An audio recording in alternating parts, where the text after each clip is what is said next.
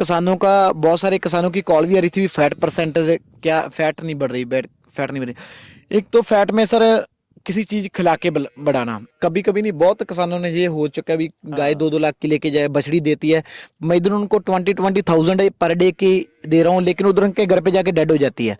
तो बड़ा दुख लगता है, उसमें उनको अवेयरनेस की बहुत कमी होती है। क्या होता है सर जी, जब भी अब सर्दियों में डिलीवरी होती है तो पहले तो हम बच्चे में गुड़ लगाते हैं सर, गुड़। आओ हमारे साथ जुड़ो, हमारे साथ देखो भी क्या हमारा वास्तव में डेयरी फार्म है, जहाँ हम वास्तव में 40-40 लीटर मिल्किंग कर रहे हैं, जहाँ हम झूठ बोल रहे हैं कैमरे के सामने, जहाँ एक हम सेलर के रूप पे उतरे हैं। कॉटन सीड होती है, उससे आप ले लोगे, उसको ले लोगे कि अच्छी क्वालिटी की कॉटन सीड लेना जिसका। तो ठंड में जो गाय बच्चा देने वाली है वो बच्चा भी आसानी से दे दे और बच्चा बाहर आकर गाय का डेड भी ना हो। कौन कौन सी बातों का डिलीवरी के टाइम ध्यान रखना चाहिए?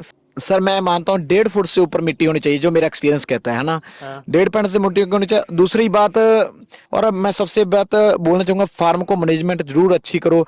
मैनेजमेंट में क्या, हरा प्लस साइलेज प्लस कोई जो सप्लीमेंट देते हैं वो अच्छी कंपनी के दो। ऐसे ना हो भी आपने मान लो हरा भी दे दिया, चारा भी दे दिया, सूखा भी दे दिया, बीच में फीड ऊपर फेंक देते हो। आपके पास टीएमआर नहीं है तो आप टीएमआर की तरह उसको अच्छे से मिला के, फीडिंग मिला के, ताकि जब इससे नीचे दूध निकालते हैं ना, वो बहुत टफ काम है। 40 लीटर बोलना आसान है, निकालना बहुत मुश्किल काम है। किसान भाइयों नमस्कार, मालवा फार्म में आपका स्वागत है। आज की वीडियो बना रहे हैं गुरविंदर भाई के पास। सर्दी का मौसम चल रहा है तो सर्दी में क्या मुश्किल आती है डेयरी फार्मर को कि पता नहीं चलता कि गाय की केयर कैसे करें। हालांकि ये बात सच है कि सर्दी एचएफ ब्रीड के लिए बनी हुई है। जब सर्दी आ जाती है तो एचएफ ब्रीड बड़ा खुश रहती है, क्योंकि ठंडा मौसम इनके लिए काफ़ी बेनिफिशियल होता है, बीमार कम होती हैं, दूध अच्छा देती है, ठंडे एरिए की गाय है। तो ठंड में गाय की कैसे केयर करनी है। और दूसरी बड़ी बात, पंजाब से गायें खरीदना आसान है, लेकिन सर्दियों में जिन गायों ने बच्चा दे रखा है, जहाँ गाभन गायें हैं, लोड करके 2000 किलोमीटर 3000 किलोमीटर का सफ़र कैसे कवर किया जाए ताकि गायें रास्ते में बीमार ना पड़े। अगर गाय ने बच्चा दिया हुआ है तो बच्चा गाय का डेड ना हो, उसके बारे में सारी डिस्कशन करेंगे। वीडियो पता नहीं कितना लंबा बनेगा, वीडियो को पूरा जरूर देख लेना। बात के बीच से बात निकलती जाती है तो वीडियो लंबा हो जाता है।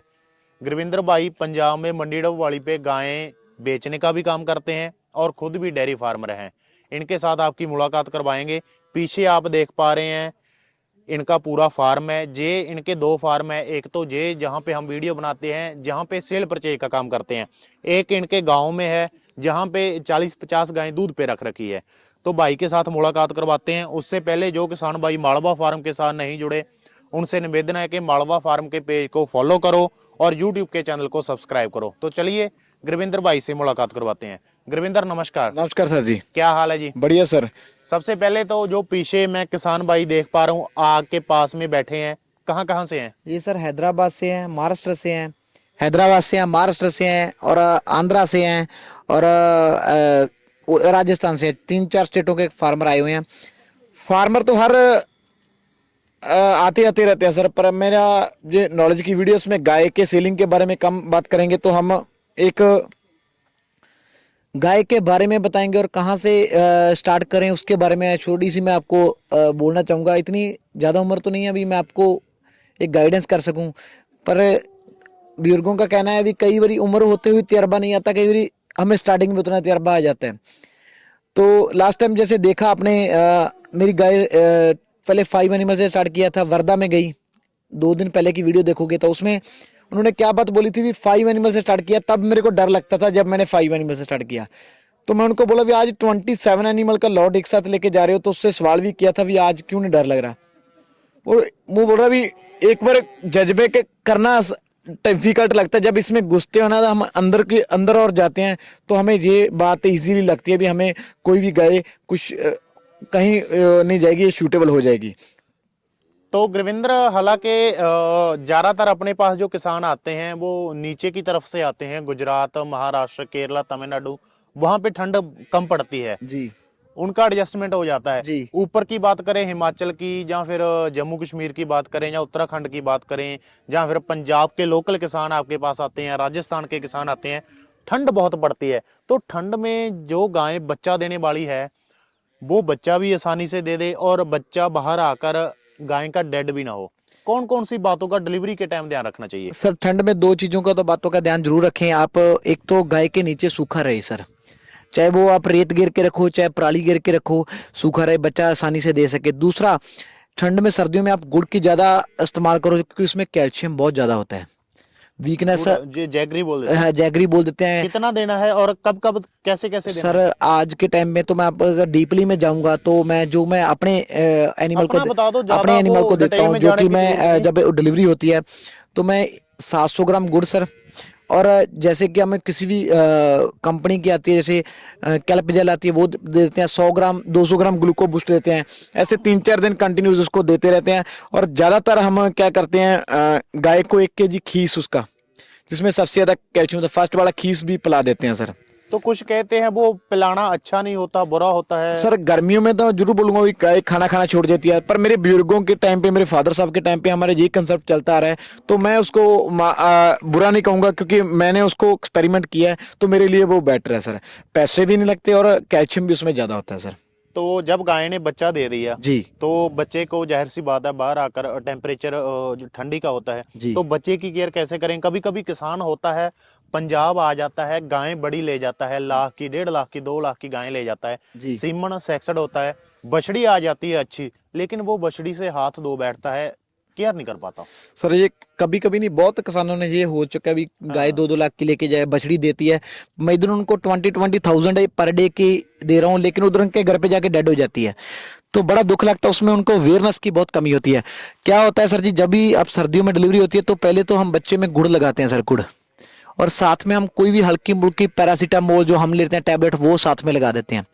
उसके बाद उसको जो पहला खीस होता है वो पिलाते हैं, उसमें बहुत इम्यूनिटी होती है, बहुत कैल्शियम होता है, बहुत सारा उसके में एनर्जी होती है।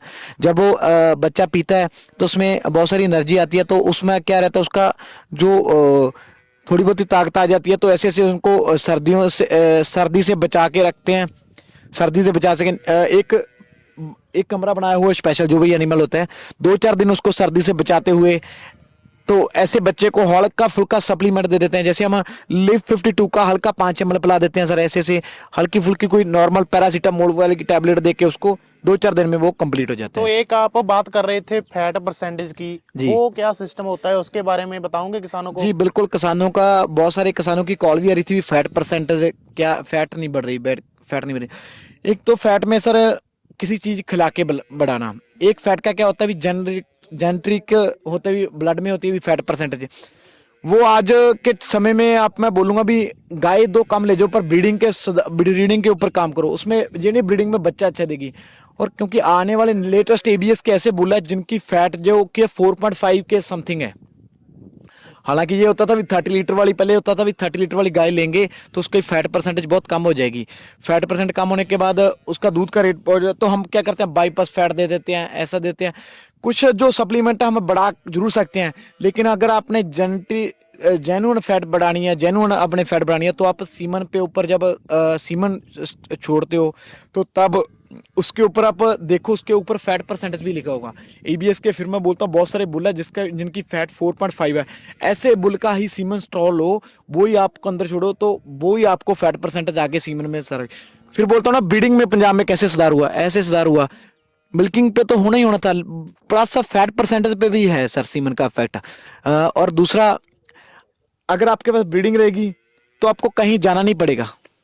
जाना मीन्स का मतलब, कहीं आपको देखनी नहीं पड़ेगी भी आपको कोई बिजनेस और करना है। अगर आपके पास गाय क्रॉसिंग रहेगी तो आपको बिजनेस का ऊपर नीचे हो जाता है। अगर ब्रीडिंग है, आपको कम नॉलेज है, तो भी मिनिमम 25 लीटर से नीचे वो गिरती नहीं है, तो अपने दम पे ही मिल्किंग कर देती है। तो क्या रहता है सर, सीमन के बारे में आप बोलेंगे, सीमन में क्या है, कई बार ये भाई आते हैं, किसान आते हैं, तो वो जब सीमन देखते हैं ना, उसमें उसमें सीमन पे ये देख लेते हैं भी खाली ये 12,000 लीटर दूध देगी, ये 14,000 लीटर दूध देगी।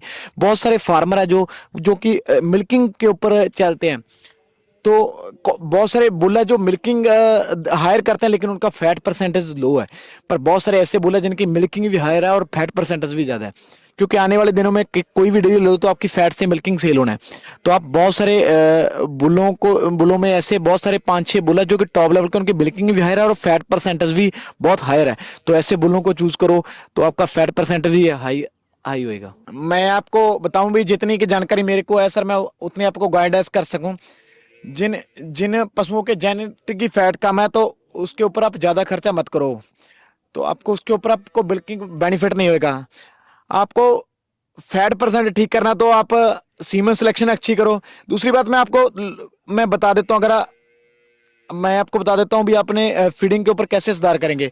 फीडिंग के ऊपर आप जो कॉटन सीड होती है उससे आप ले लोगे, उसको ले लोगे कि अच्छी क्वालिटी की कॉटन सीड लेना, जिसका अ, अच्छी क्वालिटी कॉटन सीड लेना जिसका आपको क्वालिटी अच्छी मिलेगी। अगर कॉटन सीड अगर नरम क्वालिटी की मिल गई, तो उससे आपका फंगस रोग पैदा हो जाएगा। फंगस रोग पैदा हो जाएगा तो आपके एनिमल को मस्टैटिस आ जाएगा, ऐसा आ जाएगा, क्योंकि कॉटन सीड में बहुत मायने रखती है। कॉटन सीड में बहुत ज्यादा फंगस होती है, तो आप कॉटन सीड ले सकते हो सर। तो ऐसे ही आप 1 क्विंटल फीडिंग में 43-40 kg मक्का जरूर डालो। 43 मक्का एक ऐसी चीज है जो कि एक तो डाइजेस्ट सिस्टम आसानी से हो जाता है, दूसरे में उसमें एनर्जी बहुत हो जाती है, एनर्जी बहुत होती है। तो तीसरा, आपको अब बाईपास फैट का थोड़ा बहुत इस्तेमाल कर सकते हो। बाईपास फैट का, जो बाईपास फैट रहती है, मैं बोलता हूँ इसमें आप अगर ऐसा खर्चा करने से आपका फैट परसेंट बढ़ रहा है, तो इनको चीजों ये खिलाओ।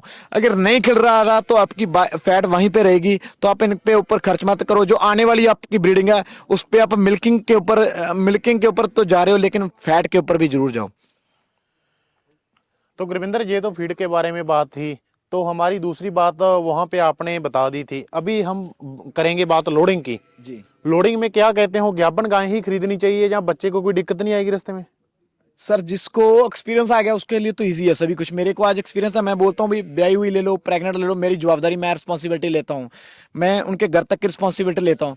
लेकिन कई बार होते हैं कि आप ज्यादातर उधर जाके आपको कम एक्सपीरियंस, तो आप एक पेंडिंग डेज वाली ही गाय लो, जिसमें 1 मंथ पेंडिंग है, 25 days पेंडिंग है, क्योंकि उधर जाके आपका डाइजेस्ट सिस्टम आसानी से सर्वाइव कर जाएगी। तो आगे जाके सर्वाइव करेगी तो आपको आगे जाके सुधार करने आसानी हो जाएगी। जैसे जैसे बच्चा देगी आपको खा पीन सहन कर लेगी।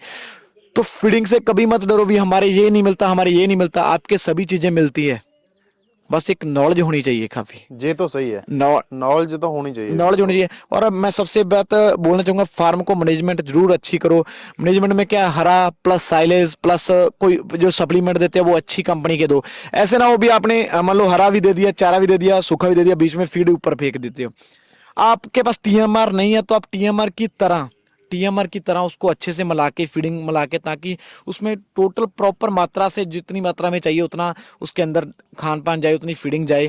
क्योंकि कई बार क्या करते हैं भाई, हरा फेंक देते हैं, उसके ऊपर गेहूं का भूसा फेंक देते हैं, उसके ऊपर फीडिंग फेंक देते हैं, तो कई बार फीडिंग खा लेता है एनिमल, तो दूसरी जो चीजों की मात्रा चाहिए उसको वो खा नहीं पाता, क्योंकि उसका जो पेट की जितनी क्षमता उतनी फीडिंग में खत्म होगी, तो दूसरी चीजें खा नहीं पाता। तो उसमें उसके जो हमें हरे से जो हरा चारा से या साइलेज से जो आपको पॉजिटिव तत्व आने वाले हैं, वो आप रह गए सर हमारे पीछे।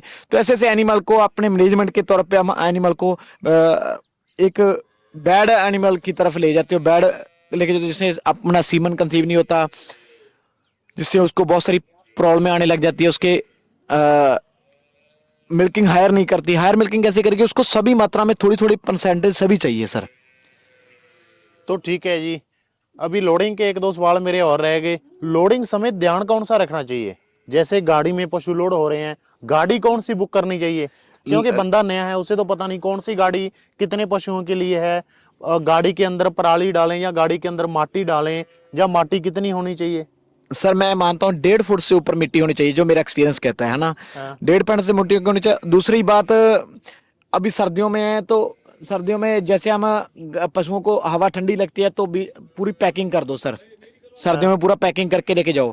ठीक और है। तीसरा, जो हम बोलते हैं भी, चाहे वो प्रेग्नेंट है चाहे बच्चा दिया हुआ है, उसको आप एक ग्लूको बूस्टर 100 ml देते देते जाओ, ताकि उससे शरीर में एनर्जी के इम्यूनिटी सिस्टम रहे। एनर्जी ना खत्म हो, तो एनर्जी डाउन होगी तो उसको फीवर आ जाएगा। और सर्दियों का फीवर ऐसा फीवर है, अगर आपके पास प्रॉपर डाइट में ऐसा फीवर है, अगर प्रॉपर डाइट नहीं रही, तो आपका जो फंसुआ बैलेंस बिगड़ जाएगा। तो बैलेंस बिगड़ने से क्या होता है भी, उसने बच्चा पहले दे देना है, बच्चा पहले दे देना, तो प्रॉपर मिल्किंग पे नहीं आना है। प्रॉपर मिल्किंग पे नहीं आएगी तो उसको बहुत सारी बीमारियों ने उसको पकड़ लेना है। अंदर से उसका इम्यूनिटी सिस्टम ही हैवी नहीं रहा, अभी लो हो गया, उसमें ब्लड की कमी आ गई, तो प्रॉपर मिल्किंग पे वो प्रॉपर खान पीन भी नहीं कर सकेगी। और दूसरी बात, कई बार सर्दियों में जेर अटक जाती है, तो सबसे बड़ी मरने का कारण आज के टाइम में सर्दियों में अगर डेड होती है गाय तो जेर का रहता है सर। तो उसका सोल्यूशन भाई? सोल्यूशन यही है सर, डॉक्टर तो आते हैं, वो क्या करते हैं जेर निकाल जाते हैं। अगर मैं बोलूँ, वो मैं एक इंजेक्शन का नाम बताता हूँ जो मैं यूज़ करता हूँ, वो तो लगा देंगे आपके एक्सनल या कोई भी एंटीबायोटिक लगा देंगे, 300-400 रुपए वाला एंटीबायोटिक लगा देंगे। पर मैं सर्दियों में बोलूँगा आप कम से कम एक्सीड इंजेक्शन आता है, अगर हम 100 ml वैल लेंगे तो 9-10 हज़ार रुपये की वैल है उसकी। अगर एक पशु की डोज लेंगे तो 1500 रुपये की डोज आएगी। अगर आपने पशु को इन्फेक्शन नहीं फैलाना तो आप जरूर एक्सीड का सर्दियों में इस्तेमाल करो। उसमें आपकी जो उसमें जेर रहेगी वो ऑटोमेटिक बाहर निकाल देगा, जो अंदर की इन्फेक्शन है वो दूर कर देगा। अगर अंदर की इन्फेक्शन रहेगी तो आपको क्या क्या प्रॉब्लम क्रिएट करनी पड़ेगी, उसका प्रॉब्लम क्या क्या क्रिएट करनी पड़ेगी, आपके बच्चे 100% गाय आपका रिपीट मारेगी और सीमन नहीं लेगी, क्योंकि उसका अंदर ही इतना फंगस पैदा होगी, इतनी उसके अंदर में इन्फेक्शन पैदा होगी ताकि वो सीमन कंसीव करने में क्षमता ही नहीं टूट गई सर उसकी। तो मतलब वो इंजेक्शन ऑटोमेटिक निकाल देता है, हाथ डालने की जरूरत नहीं? बिल्कुल सर, मैं तो हमारे फार्म में खुद के उधर उसमें यूज करते हैं हम सर। ये पता कैसे चलेगा कि कोई किसान बाहर का आ रहा है, जी आपसे गायें खरीद रहा है या जी किसी बंदे से गायें खरीद रहा है, गाय ने बच्चा दे रखा है, जी तो इसके जेर अंदर रह गई, वो मैली अंदर रहेगी, उसका कोई मतलब कैसे पता चलता है, तौर तरीका क्या होता है उस गाय सर, का? मैं बोलता हूँ भी मैं आज के टाइम पे एक्सपीरियंस मैटर करता है। मेरे को तो गाय के नजदीक जाऊंगा तो आपको तो पता चल गया, एक बिल्कुल कोरा कागज है, बंदा नया है, उसको थोड़ा बहुत तो एस्टिमेट होना चाहिए। बिल्कुल गाय खाना खाना छोड़ देती है सर 90%। तो हाँ। जब उसमें जेर अंदर आएगी, खाना खाना छोड़ देगी तो उसको फीवर आ जाएगा। ये थोड़े थोड़े पॉइंट इशू है, अभी फीवर आ जाएगा, बाकी आपको गाय ही बता देगी। मैं भी मेरे में ये है सर, गाय सुस्त हो जाएगी तो आप एक क्या करते हैं, डॉक्टर एंटीबायोटिक जरूर लगाते हैं, मैं नहीं बोलता लगाते हैं, मैं उनको भी नहीं बोलूंगा भी, क्योंकि हर कोई जो फार्मर होते हैं ना तो इतने कॉस्टली इंजेक्शन नहीं लगवाते। फार्मासिस्ट क्या करते हैं, वो एक नॉर्मल इंजेक्शन रखते हैं तो वो लगा के चले जाते हैं। तो फार्म के ऊपर भी डिपेंड रहता है भी, आप उनको बोलो एक अच्छे से अच्छी मेडिसिन लगा के दो या उसको ला दो सर। हर डॉक्टर भी नहीं रखते इतने इतने महंगे। आप अगर जेर अटक दिया तो मैं बोलता हूँ सीड का ही इंजेक्शन यूज करो। नहीं है तो मैं तो सर इधर कस्टमर के, अगर पहली बात तो 99% अगर फीडिंग अच्छी है ना गाय के में, शाइनिंग टाइनिंग है, छोटे बाल है, तो जेर अटके नहीं है। अगर अटक भी गई तो हम तो इधर एक्सीड की वैल ला के रखते हैं सर, तुरंत लगा देते हैं भी कस्टमर का एनिमल वेस्ट ना जाए, उसने बहुत पैसा लगाया हुआ है। और एक अच्छे फार्मर से ही एनिमल परचेजिंग करो जिसको अच्छी नॉलेज है, जिसको अवेयरनेस दे। आज हम टाइम निकाल के आपको ये चीज़ें बता रहे हैं। मेरे एनिमल तो सेल है, मेरे पास पीछे तो कस्टमर बैठे हैं। मैं बोलूँगा आज मेरे पास टाइम नहीं है तो मैं तो ये वीडियो मत बनाऊं, पर नहीं, हमें फार्मर पहले हैं। जो उनको 3-4 दिन से मेरे को कॉल आ रही थी भी हमारी फैट परसेंटेज नहीं है, ये है वो है, तो मैं उसमें स्पेशल वीडियो अभी भी मैं आपको प्रॉपर शायद ना बता पाया हूँ, पर मेरे को जितना एक्सपीरियंस है, आप मैं जो भी कस्टमर आता हूँ उनको पहले मैं उनकी क्लासेस लेके उनको बताता हूँ भी ये चीज़ें हैं। अगर आप उनकी नेगेटिविटी पॉजिटिविटी चेक करके फिर उसको एनिमल दे देता हूँ। कई बार क्या होता है, यंग एज आती है, उनका ब्लड बहुत गर्म होता है, तो बोलते हैं 10 एनिमल लेंगे, 2 लाख रुपए मंथली कमाएंगे, बड़े सपने देख के आते हैं। तो जब उनको बोलता हूँ ना भी चलो 2 दिन काम करके दिखाओ फिर हम एनिमल लेते हैं, तो बोलते हैं बहुत डिफिकल्ट है, ऐसा लगता है उनको। तो मैं उनका लेवल चेक करता हूँ भी ये एनिमल संभाल लेंगे कि नहीं लेंगे। स्टार्टिंग में ही फ्रेश यंग एज क्या करती है, 50 लीटर वाला एनिमल परचेजिंग करने को चाहती है। 50 लीटर भी परचेजिंग कर लें, 50 लीटर परचेजिंग करेंगे, उसके बाद मिल्किंग आएगी उसकी, वो अच्छे बेनिफिट देंगे। टोटल 1 साल का 365 दिन का गुना कर लेते हैं भी आज इतनी इनकम आएगी। तो जब उनको मैं बैठ के समझाता हूँ ना, उनके माइंड में कंसेप्ट निकालता हूँ, तो वो बोलते हैं हाँ ये बस सही है। स्टार्टिंग में आप 30 लीटर से ही स्टार्टिंग करो। छोटे लेवल वाले फार्म आप जा सकते हैं, जो बड़े लेवल से स्टार्ट करोगे वो डाउन आएंगे, ये 100% मेरा लिख के ले लो सर। आप स्टार्टिंग से हो सकता है 5 एनिमल से स्टार्टिंग करो। अगर आपका बजट कम है तो कम से कम 2 एनिमल से स्टार्ट करो। मैं नहीं बोलता मेरे एनिमल सेल लो, मेरे से 20 लेके जाओ, 30 लेके, मेरे तो सेल हो जाएंगे यार। मैं क्यों किसी का पैसा वेस्ट करूँ, क्यों किसी की बात दवा लूँ। मैंने 12 साल में मेहनत करके आज इस लेवल पे पहुंचा हूँ। अगर मैं किसी की बात दवा लूंगा तो उसमें क्या है, पैसा कमा सकता हूँ ज़्यादा से ज़्यादा, पैसा कभी किसी के काम नहीं आता। तो मैं सभी फार्मरों को भी ये सजेशन देता हूँ, 2 रुपए ज़्यादा ले लो पर एक अच्छे एनिमल दो। 2 रुपए ज़्यादा ले लो पर एक अच्छे एनिमल दे दो, ताकि उसके पास ब्रीडिंग तो नहीं पर मिल्किंग तो हो ना। अगर उसकी मिल्किंग होगी तो ब्रीडिंग अपने आप खड़ी कर लेगा, वो अपने आप पैदा कर लेगा। आज मैं हर स्टेट में सीमन प्रोवाइड करवा रहा हूँ। जैसे कि एमपी में हुआ, जहाँ किसी भी स्टेट में वो सीमन प्रोवाइड करा रहा हूँ, मेरे को क्या जरूरत है इन चीज़ों की?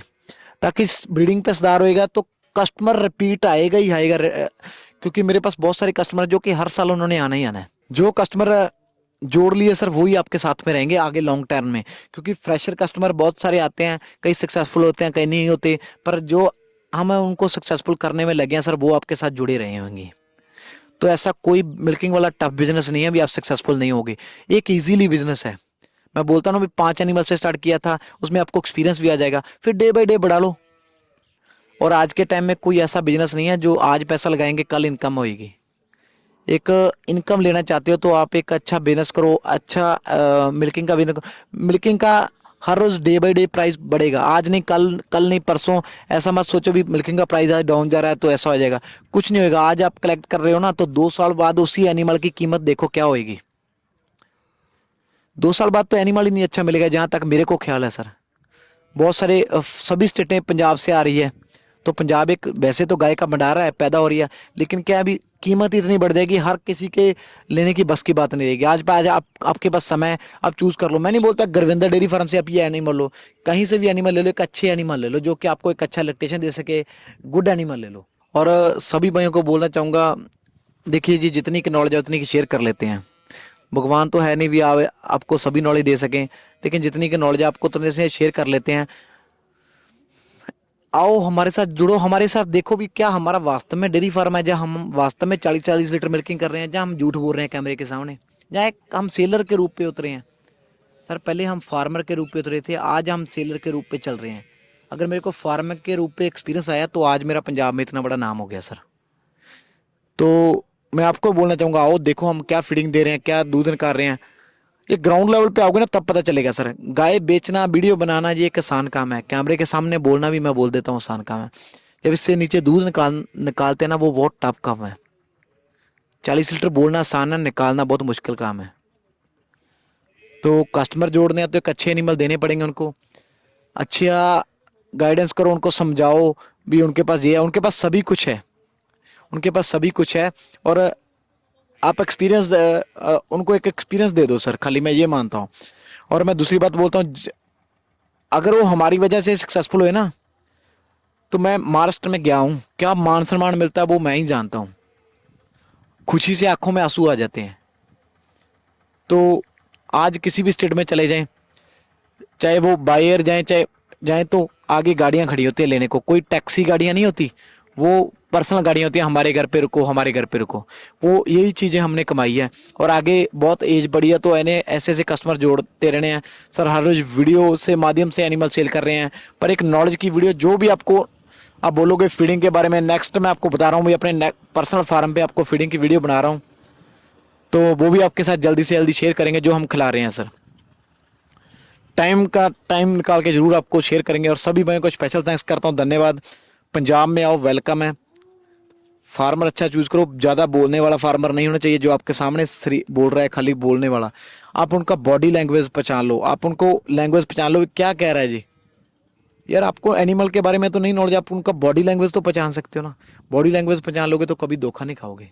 और सभी भाइयों को जितनी का नॉलेज है सर शेयर करता रहे। तो कोई भाई को प्रॉब्लम है, व्हाट्सअप नंबर चल रहा है, उस पर आप कॉल करके पूछ सकते हो सर। हर टाइम आपके साथ अवेलेबल है सर, क्योंकि हमारा डेयरी फार्म आपके ऊपर है सर। तो आओ हम आपके साथ जुड़े हैं। और जो भाई आ चुके हैं उनको तो पता है भी मेरा स्वभाव कैसा है, भी आज तक ऑफिस में नहीं बैठते हम, कस्टमर के साथ ही रहते हैं सर 24 घंटे। मैं बोलता हूँ मैं बैकग्राउंड याद रख के चलता हूँ भी बैकग्राउंड क्या था, तो आज किसी भी स्टेट लेवल पे पहुंच जाए, पर बैकग्राउंड ज़्यादा होना चाहिए तो कस्टमर जरूर आपके साथ जुड़ेगा। तो स्पेशल थैंक्स करता हूँ, धन्यवाद। इस वीडियो को ज़्यादा से ज़्यादा शेयर करो। आने वाले दिनों में अगर ज़्यादा शेयर करोगे तो और 1-2 वीडियो हम मंथ में नॉलेज की वीडियो बनाया करेंगे। धन्यवाद, थैंक्स।